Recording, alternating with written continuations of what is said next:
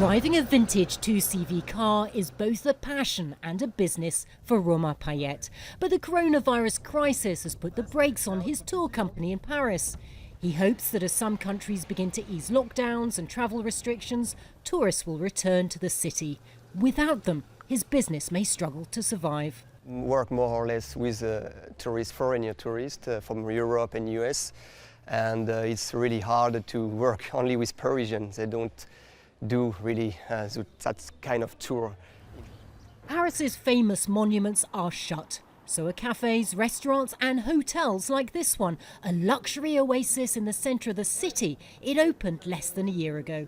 The managing director says the financial impact of COVID-19 is the worst she's experienced in her 25 years in hospitality. I mean, normally in this period, during July and August, for example, we have a lot of people from the Middle East, from Doha, from Dubai, from Jeddah, Riyadh. But the problem now, we can say that we have totally lost 2020 because there is no doubt that the business will not coming back, strongly coming back before 2021.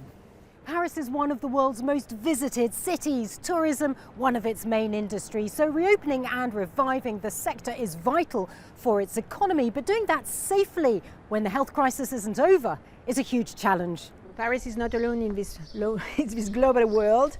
So every capital, every city have got the same challenges actually. So I'm pretty sure that we'll all be committed to have the same safety measures everywhere. Some of Paris's smallest museums have been permitted to reopen. Only 10 visitors at a time are allowed in the Giacometti Foundation. Social distancing is enforced, masks are mandatory, but the new rules haven't dissuaded art lovers. For us, it was essential to reopen. As a society is starting again, we are socializing again, and the art and the culture should be there. The French government has yet to decide when borders, hotels, restaurants and cafes will fully reopen. Last week, the Prime Minister announced a more than $19 billion tourism rescue plan.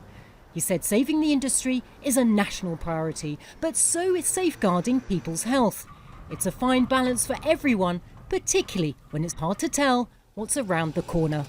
Natacha, Butler, Jazeera, Paris.